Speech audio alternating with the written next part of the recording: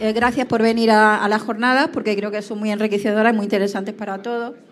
Y bueno, pues como ha dicho Ana, vamos un poquito mal de tiempo, por eso pido a las ponentes que tenemos en esta mesa que sean lo más breves posible en su exposición. Vamos a empezar con un tema que nos inquieta sobre todo a los pacientes que estamos en tratamiento de diálisis, que es el estreñimiento. Nos va a hablar de esto doña Raquel Hernández, que es graduada en enfermería por la Universidad de Valencia y trabaja como enfermera en el servicio de nefrología del Hospital General Universitario de Valencia.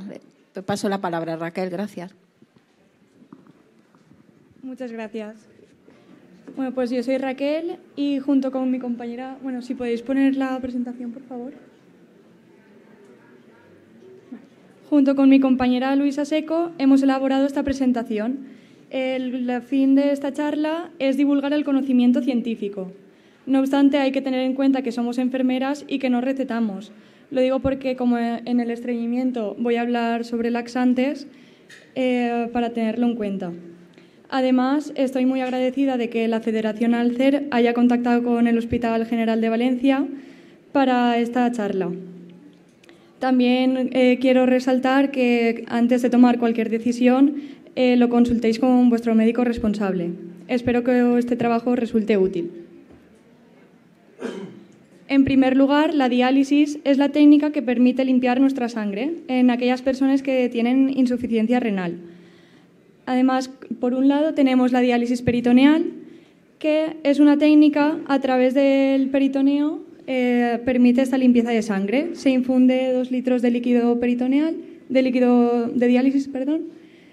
A través de esta membrana se realiza el intercambio de sustancias y posteriormente se drena el líquido. Y por otro lado, la hemodiálisis, en el cual la sangre se filtra a través de una máquina y de un dializador que funciona como un riñón artificial. Cabe destacar que la diálisis peritoneal, al utilizar como membrana el propio peritoneo, es una técnica más fisiológica, por lo que las personas pueden tener una calidad de vida bastante bien y llevar una vida normal. En cambio, en la hemodiálisis es más frecuente el estreñimiento por una serie de factores que intervienen y lo favorecen. En hemodiálisis hay que tener en cuenta la restricción hídrica que supone por la condición renal y también es muy importante aclarar que la restricción de líquidos favorece la aparición de estreñimiento, así como podría ser la ingesta de frutas sin piel. Y para evitarlo podríamos ingerir estas frutas, manzana, comerla con piel. Y también la ingesta de fibra es muy importante para favorecer que no haya esta aparición de estreñimiento, pero por ejemplo habría que evitar el hervido, ya que este método de cocción hace que retenga mucha agua.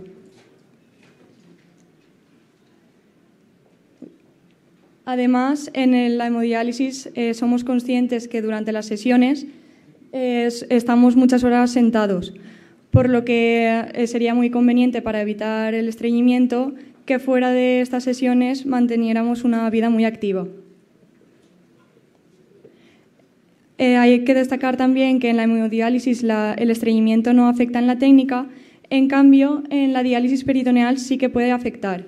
En la diálisis peritoneal, si el paciente tiene micciona sin problemas, no hay restricción hídrica y puede comer fruta y verdura sin problema. En cambio, se ha visto que si aparece estreñimiento en diálisis peritoneal, la calidad de vida se ve reducida, así como el aumento de la presión intraabdominal que pueda suponer y como así los problemas mecánicos sí que pueden afectar en la técnica. Además, los estudios se ha visto que la aparición de estreñimiento se puede asociar con una peritonitis por translocación bacteriana.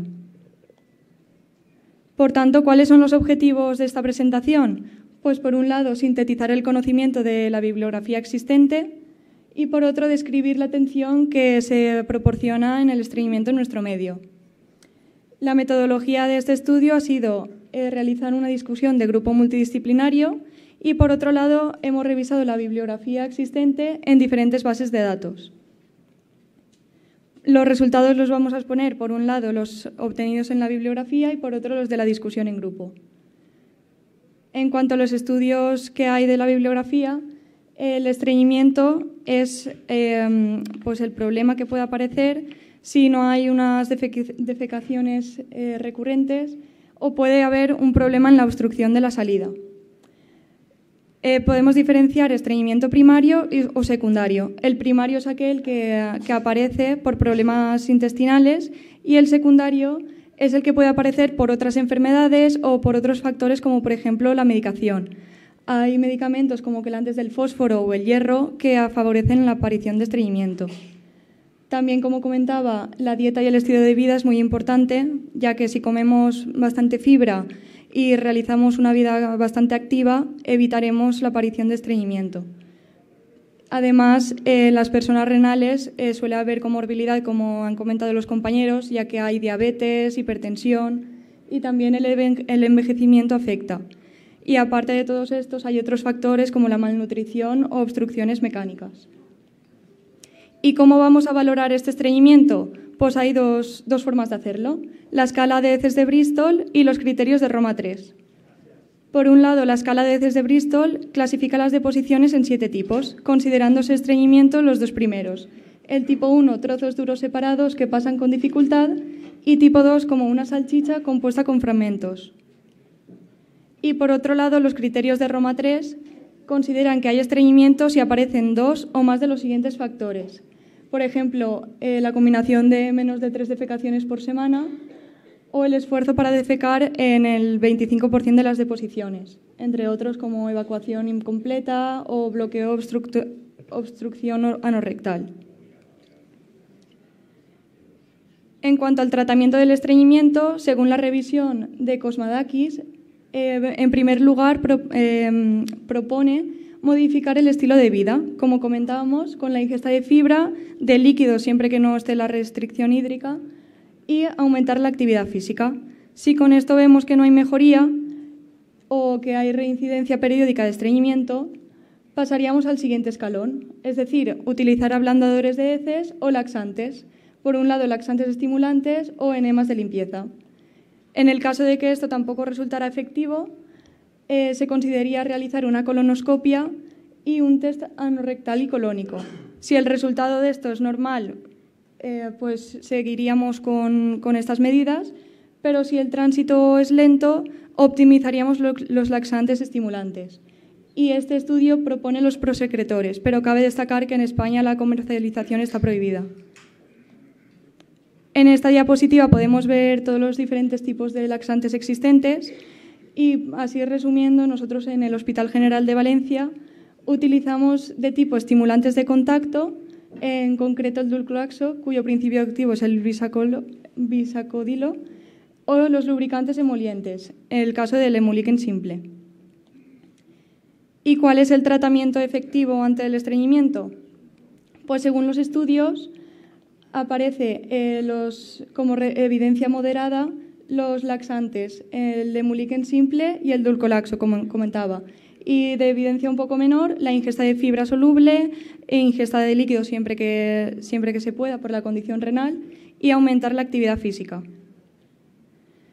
En cuanto a los resultados de la discusión de grupo, encontramos tres grupos. Por un lado, la preocupación de la automedicación, ya que los laxantes existen los tipos que son derivados de plantas que se pueden obtener en farmacias, en supermercados, herbolarios, y realmente pueden resultar problemáticos para las personas que lo tomen, ya que genera dependencia y además puede provocar colon atónico. Por ello es tan importante siempre cerciorarse con el médico o la médica responsable antes de tomar cualquier decisión. La dificultad de valorar el estreñimiento, porque una cosa es el estreñimiento que yo pueda creer que tengo y otro es el estreñimiento subjetivo, que sería teniendo en cuenta las clasificaciones que hemos visto anteriormente, tanto la escala de Bristol o los criterios de Roma III. Y además surge la necesidad de analizar individualmente a cada persona, ya que existen medicamentos, como comentaba, que influyen en el favorecimiento del estreñimiento, como quelante de fósforo o hierro. Entonces, ¿cuáles son nuestras propuestas? Pues antes de iniciar cualquier técnica de diálisis, bien diálisis peritoneal o hemodiálisis, habría que valorar el estreñimiento que pueda sufrir la persona y tratarlo desde un principio antes de iniciar la técnica, sobre todo en diálisis peritoneal antes de insertar el catéter. Y por otro lado se propone elaborar un diario o un registro tanto de las defecaciones diarias, semanales, como de los laxantes u otros medicamentos que la persona en diálisis puede tomar. Y finalmente recalcar la educación en medidas higiénico-dietéticas, tanto por el aumento de fibra que sería conveniente y en medida de lo posible mantener un estilo de vida activo. Muchas gracias por vuestra atención, espero que os haya resultado útil.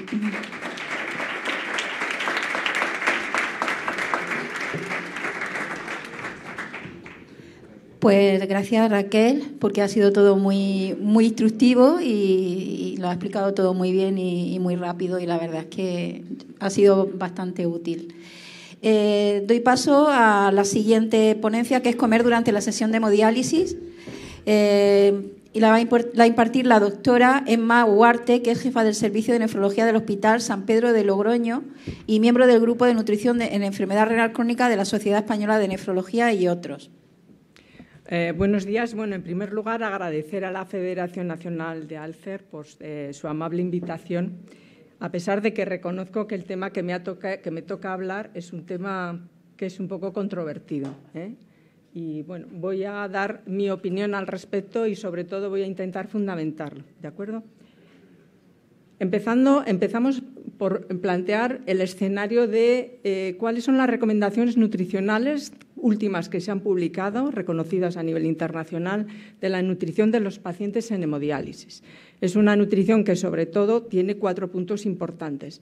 Un aporte de calorías adecuado según la edad, un aporte de proteínas 1,2 gramos por kilo, que está por encima del aporte de proteínas recomendado para la población normal. Y luego, hoy en día se considera la dieta mediterránea como la óptima para el paciente con enfermedad renal, esté en diálisis o no esté en diálisis. Es decir, que es una alimentación con mayor cantidad de frutas y verduras de lo que hasta ahora hemos contemplado, que han sido hasta ahora dietas muy restrictivas. Eso, además, apoya y va a favor de disminuir el estreñimiento que está en relación con la presentación anterior. A pesar de todo, nos encontramos que en los pacientes en diálisis, cuando se hacen análisis del estado nutricional, se ve que tienen un porcentaje alto de desnutrición. En un estudio publicado recientemente, hasta un 54% de los pacientes en diálisis estaban con un grado de desnutrición. El factor fundamental de esta desnutrición o uno de ellos importante, es la disminución del apetito. En esta gráfica, donde vemos cómo hay en la línea de abajo el porcentaje de función renal y en la línea de arriba la valoración del apetito del 1 al 10, va mal esto, del 1 al 10, nos encontramos como desde las fases iniciales de la enfermedad renal hay ya un descenso progresivo del apetito. Ir mirando la línea gris, es que no va esto. Ir mirando la línea gris y entonces podéis ver cómo desde que comienza la enfermedad renal, a medida que va avanzando la enfermedad renal, el apetito va disminuyendo hasta empezar diálisis. Cuando se empieza diálisis, generalmente el apetito es muy bajo y hay alto riesgo de desnutrición si retrasamos esa entrada en diálisis, porque la entrada en diálisis, como veis aquí, sube un poquito el apetito, pero luego ya con el tiempo vuelve a bajar, salvo que se haga un trasplante que, como veis, prácticamente se recupera el apetito ya a situación normal. ¿Por qué disminuye el apetito a lo largo, una vez de que ya se empieza diálisis? Bueno, hay muchos factores responsables de la desnutrición estando en hemodiálisis. Ya hemos comentado el deterioro progresivo de la función renal con una disminución del apetito y, por lo tanto, de la ingesta de nutrientes, pero hay un factor muy importante, que es la propia técnica de diálisis puede favorecer la desnutrición. Y es que la hemodiálisis, como ya sabéis, es una técnica en la que se pone un filtro. Ese filtro tiene una membrana a través de la cual se pone en contacto un líquido de diálisis con la sangre y hay un intercambio de sustancias. De la sangre al líquido de diálisis se eliminan las sustancias tóxicas, del líquido de diálisis a la sangre se recuperan cosas necesarias, pero en la diálisis, además de eliminarse sustancias tóxicas, hay también pérdida de unas sustancias que son necesarias, que son nutrientes. Aquí está representado por esas X en color amarillo, como podéis ver. Pérdida de nutrientes en hemodiálisis, que son muchos, glucosa, proteínas, péptidos y aminoácidos, fundamentalmente por la importancia que tiene desde el punto de vista nutricional, pero aparte de eso también se pierden minerales, vitaminas y oligoelementos. Dentro de los elementos que se pierden, la glucosa, que es la que prácticamente nos da toda la energía, y las proteínas, péptidos y aminoácidos son las más importantes. Y los aminoácidos son las más pequeñas moléculas, con lo cual se pierden en más cantidad. Un aminoácido es cada uno de los eslabones, como veis aquí, que componen una proteína y son muy pequeños. Entonces, cuando se analiza qué cantidad de pérdida de aminoácidos hay durante las sesiones de diálisis, en la mayor parte de los estudios coinciden que hay un volumen importante. Como podéis ver aquí, son diferentes cantidades, pero van a depender fundamentalmente del poro, del tamaño del poro de la membrana de la diálisis.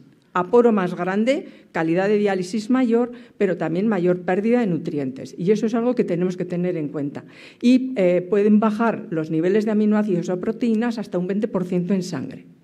Imaginaros, aunque espero que no os parezca una comparación grosera, pero imaginaos que la circulación es como este tanque en el que están ahí las sustancias tóxicas y los nutrientes, aminoácidos y glucosa, etc.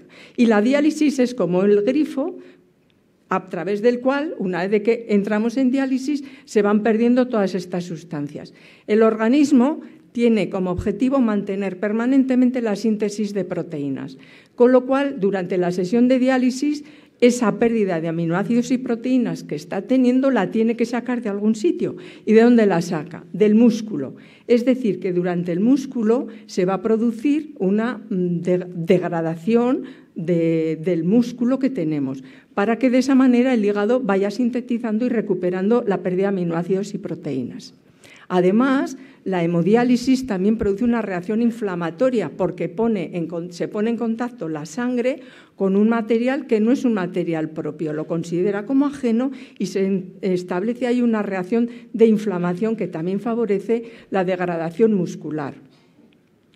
Entonces, entre el que hay poco apetito, hay pérdida de nutrientes, hay una reacción inflamatoria, todo eso es lo que favorece la desnutrición en hemodiálisis.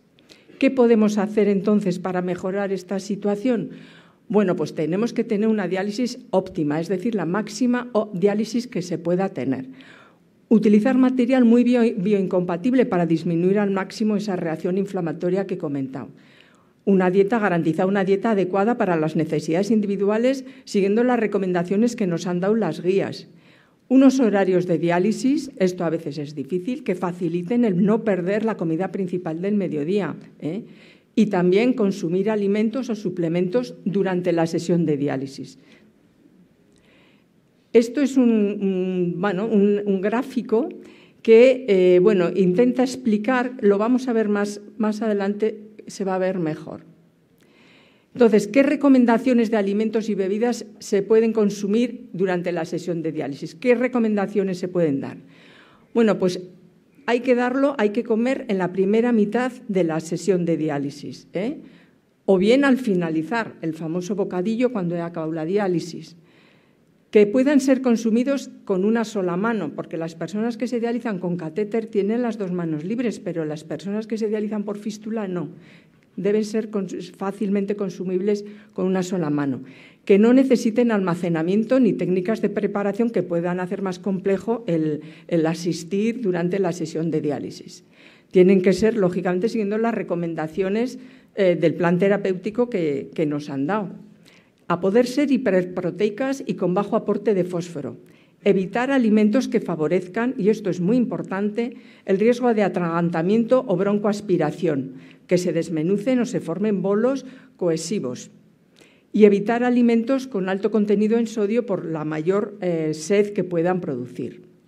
Este es un estudio que voy a intentarlo explicar para que se entienda bien, un estudio muy interesante. Entonces, como veis en la gráfica de allí, entre los minutos 30 y 60 de la sesión de hemodiálisis se aplicaba ejercicio físico, y que está representado con una bicicleta. Y cuando acababa el ejercicio físico se daba un alimento. Entonces, ¿qué se encontraron? Bueno, pues si ni se hacía ejercicio físico ni se daba alimento, a lo largo de la sesión de diálisis, como podéis ver ahí, como podéis ver ahí en la primera gráfica, había una disminución de la cantidad de aminoácidos y proteínas durante la sesión. Si se daba, sin embargo, comida, pero no se hacía ejercicio, si se hacía ejercicio pero no se daba comida, la cantidad de aminoácidos que se perdía era menor. Pero como veis, si se daba comida sola sin ejercicio, no solamente no se perdían, no disminuían los aminoácidos, las proteínas en sangre, sino que encima aumentaban. Y si encima se daba comida y se hacía ejercicio, este aumento era mayor. La conclusión del estudio era que comer o hacer ejercicio durante la sesión de hemodiálisis compensa la pérdida de aminoácidos durante la sesión, con lo cual es favorable para el estado nutricional. Y este tipo de ejercicio que se puede hacer es de tanto aeróbico, es decir, el pedaleo durante la sesión de diálisis, como en los ejercicios de resistencia, que son las cintas que se pueden utilizar, porque en ambos casos se mejora la función muscular, el rendimiento y la actividad física del paciente. Bueno, como todo en la vida, hay pros y contras. Los pros ya los hemos un poco ido desmenuzando. El comer en diálisis neutraliza la pérdida de nutrientes durante la sesión, mejora la inflamación o la disminuye, mejora el control de glucosa, mejora globalmente el estado nutricional y mejora la calidad de vida y el bienestar durante la sesión. Eso no hay duda. ¿Qué tenemos en contras? Fundamentalmente tres. Por una parte, puede favorecerse la hipotensión después de comer, lo veremos ahora con más detalle. Durante la sesión de diálisis, el riego sanguíneo del tubo digestivo es más bajo, lo cual puede hacer que la digestión de eso que se come sea peor. Por eso se intenta que no sean comidas copiosas ni grandes cantidades para que no sea difícil esa digestión. Y por último, una complicación que es la más grave es la broncoaspiración, es decir, que un vómito provocado por una hipotensión puede favorecer el paso de comida en ese vómito al tubo respiratorio y producir una situación de gravedad. Esto es con respecto a la tensión, esto es un gráfico que lo que intenta un poco explicar es la evolución de la tensión a lo largo de la sesión de diálisis. Como veis en la primera fase, cuando se conectan, hay una pequeña bajada por la salida de la sangre al circuito. Posteriormente sigue bajando la tensión un poco en relación a la ultrafiltración que estamos provocando. Si damos de comer, que es esa barra de color rosa-naranja, lo que ocurre es que hay una bajada más importante de la tensión a partir de ahí.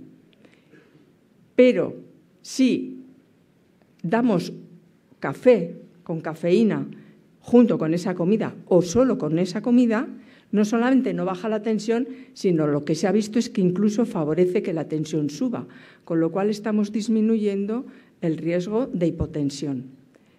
Nosotros, de hecho, en nuestra unidad se da en la primera hora de diálisis, se da un desayuno que nos lo traen de cocina, con café, unas galletas, 1 o 2 paquetes. Intentamos evitar los biscotes, porque a pesar de que se consideran que son muy sanos, sí que pueden favorecer ese polvillo que de pronto haya un atragantamiento.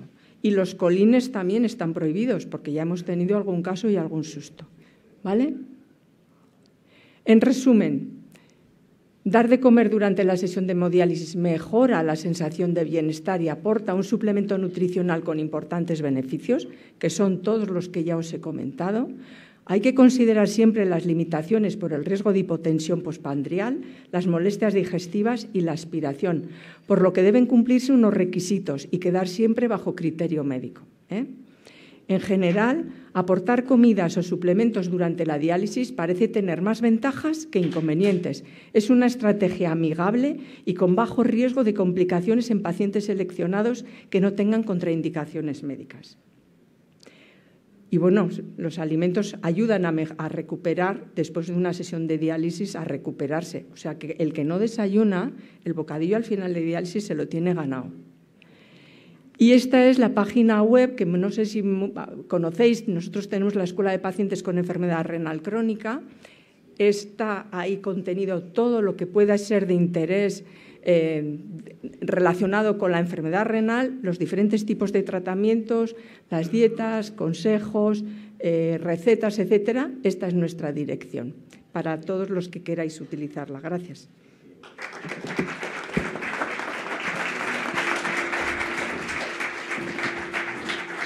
Bueno, pues muchísimas gracias, doctora Huarte. Por la parte que me toca, que soy paciente de hemodiálisis, pues ya tengo y además de presidenta de una asociación de pacientes, ya tengo argumentos para pedir a nuestro jefe de servicio que nos ponga bocadillo y ejercicio físico durante la sesión de hemodiálisis. Muchísimas gracias. Y ahora doy paso a mi compañero de la Junta Directiva de Federación ALCER, don Antonio Cabrera, que es presidente de la Asociación de Hipomagnesemia Familiar, entidad adherida a Federación ALCER, que nos va a hablar sobre la transición de nefrología pediátrica a nefrología de adultos, un documento que ha surgido del Grupo de Trabajo de Infancia de Federación ALCER. Vale. Buenos días. Como vamos muy mal de tiempo, intentaré ser muy rápido. En primer lugar, esto que voy a presentar, este documento, no es obra mía, es obra de todo el Grupo de Trabajo de Infancia y Adolescencia en la Federación Nacional ALCER, en el que participan tanto miembros de Junta Directiva como Marta, como Pepi, como también participan pues miembros técnicos de las diferentes alferes provinciales, ¿no? Es un trabajo conjunto. Y que hemos hecho nuestro primer producto, que ha sido esta guía de transición que voy a presentar ahora, durante casi un año de trabajo. ¿Vale? Es una guía sobre transición, más que una guía, un documento de recomendaciones. Lo primero de todo es que ¿qué entendemos por transición? Hablamos de transición de servicio de pediatría a servicio de adultos. Cuando un niño con enfermedad renal, que ha sido cuidado generalmente durante muchos años por un servicio de pediatría que lo ha llevado entre algodones, literalmente, ¿no? Y muy cuidadito, y de repente pasa a ser adulto y pasa a un servicio de adultos, ¿no? Eso no debe de ser un acto de que llega una edad y venga, ya al día siguiente ya eres adulto y pasas allá, porque se ha demostrado, y hay un estudio que es el que dejó un antes y un después en este tema de la transición, un estudio británico ya hace unos cuantos años que demostró que los pacientes pediátricos que habían llevado un programa de transición adecuado tenían mucho menos rechazo, mayor adherencia al tratamiento, con lo cual es un criterio científico, con evidencia científica, que demuestra que es tan importante como muchos otros criterios médicos a la hora de la supervivencia del injerto, de cómo lleva esa persona su enfermedad, independientemente del bienestar psicológico, que ese se contaría por aparte, que es también muy importante. Perdón. Entonces, ¿qué entendemos por transición? Me pongo así porque así lo veo un poquito mejor, como ha hecho la doctora. Lo hemos basado un poquito en este modelo. Para nosotros sería como unos escalones en el que pasaría de la unidad de pediatría a la unidad de adultos. Y el primer concepto que tenemos que tener claro es que esto no va a haber una edad fija, no va a ser llegar a 16 o 17 o 18 años, sino que va a depender del estado de ese niño, del estado de ese joven, del estado psicológico, de madurez, de sus circunstancias sociales, etcétera, etcétera, ¿no? Y ese número no debe ser cerrado, sino que debe adaptarse a esto, a todo ese conjunto de situaciones, ¿no? Vale, entonces la situación de una transición hasta lo que ocurre generalmente en la mayoría de casos, salvo algunas excepciones, ¿no? Lo que ocurre generalmente es esto, que un niño llega a la edad y pues cambia la puerta y pasa la puerta y ya sale como adulto, pero esto todos sabemos pues que no es así ni ha de ser tan fácil, ¿no? ¿Qué ocurre muchas veces? Porque el médico adulto no recibe esa historia clínica, pero no recibe nada más. El pediatra lo conoce desde hace muchísimos años, conoce a su familia, conoce todas las circunstancias, por todo lo que ha pasado ese niño y esa familia, ¿no? Pero el médico adulto para él es un recién llegado y es un paciente más. Es normal que sea así. Pero eso afecta mucho psicológicamente tanto al paciente como a la familia del paciente, ¿no? Entonces es importante que se haga una transición más progresiva y más adecuada, ¿no? Aquí sería una especie de resumen, ¿no? Entre un feto pediátrico de comparativa. Un feto pediátrico es agradable, es divertido, es colorido, es más personalizado, ¿no? Un centro de adultos es clínico, impersonal, frío, ¿no? Ha de ser así, es lo lógico. Y por otra parte, el centro pediátrico está enfocado en la familia, mientras que un centro de adultos es un enfoque más individualizado al paciente, ¿no? No solo los obstáculos no van a ser solamente por parte del sistema médico, del equipo médico, ni del Sistema Nacional de Salud, sino que también muchas veces van a venir obstáculos por parte del propio paciente o de la propia familia, ¿no? Pues la conducta que pueda tener, la inmadurez, las comorbilidades, es un niño con una discapacidad cognitiva, con una discapacidad motora, etcétera, etcétera, o no oye, ¿no? Que muchas veces enfermedades hereditarias en la infancia traen otras comorbilidades, ¿no? Todo esto pues va a hacer pues que al final sea una dificultad añadida para la transición, ¿no? Y que pueda recaer en una pérdida de adherencia al tratamiento. Por esa desmotivación en una transición inadecuada, pues al final acaba repercutiendo en que, pues es que ese joven, que todos hemos tenido 16 años, 18, ¿verdad? Y aunque unos acordamos más, otros menos, pero todos teníamos una actitud muy diferente a la que tenemos ahora, cuando ya tenemos más años, ¿no? Es fácil que caigas en que yo, ¿por qué tengo que estar pensando en mi salud si lo que quiero es divertirme, salir de fiesta como hacen mis amigos, ¿no? Entonces, un programa adecuado de transición que eduque, que enseñe, que le haga ver, pues de la manera más suave posible, que su situación tiene que cuidarse y también puede vivir, ayudará al final a que esto se lleve de otra manera y esa adherencia al tratamiento no se pierda tanto, ¿no? Por parte de la familia, pues puede haber exceso de control, dependencia emocional del médico, un exceso de sobreprotección, todos los papás hacemos esto con nuestros hijos, sobredimensionar la gravedad, ¿no? Y al final también, tanto el paciente como la familia, pues puede haber una desconfianza hacia el nuevo profesional que no conocemos de nada y el equipo de pediatría nos lleva atendiendo durante muchos años, ¿no? Y confiamos mucho en ellos, ¿no? Al final, todo esto lo que hace es que, ¿por qué es necesario? Venimos a preguntarnos, ¿por qué es necesario un programa de transición? Bueno, pues por lo que os comentaba, porque la etapa de adolescencia y juventud, entre los 18 y 22 años, es la edad en la que se ha demostrado que es cuando se produce menor adherencia al tratamiento, más rechazo, más complicaciones, ¿no? Es una edad crítica, ¿no? en la enfermedad renal, con lo cual es importante que se haga, que este salto lo preparemos para que llegue al otro extremo del precipicio de la mejor manera posible, ¿no? Por otra parte, más necesidades, cada día más enfermos, más chavales con enfermedades renales poco frecuentes son diagnosticados a tiempo. Antes se diagnosticaban poquitos, cada vez se van diagnosticando más a tiempo, con lo cual llevan un cuidado y llegan a adultos con la enfermedad renal todavía sin trasplantar, todavía con el cuidado, con lo cual el equipo de adultos ha de conocer las enfermedades renales hereditarias y esto hace pues que sea necesario también pues que haya una transición adecuada, porque hasta ahora los médicos de adultos, los nefrólogos de adultos conocen peor normalmente las enfermedades renales hereditarias que los pediatras que están más acostumbrados, ¿no? Por otra parte, pues lo que comentaba ya también, la educación, que es fundamental, y preparar a esa familia, a ese joven, pues para dejarlo ir, para dejar que pase al otro lado, ¿no? ¿Y por qué hemos creído necesario hacer este documento de recomendaciones? Pues por lo mismo que os comentaba, ¿no? Porque cada vez son más el interés de los profesionales que están intentando establecer en su centro un programa de transición, con muchas dificultades porque esto necesita recursos y es complicado conseguirlos, pero cada vez son más, afortunadamente, porque creemos que es necesario incorporar la perspectiva del paciente a este programa de transición y porque nuestra intención es que tuviéramos un documento de referencia que incorporara nuestra visión como pacientes y que sirviera para cualquier centro médico que quiera establecer un programa de transición, se pueda basar en algo que tenga nuestro punto de vista, ¿no?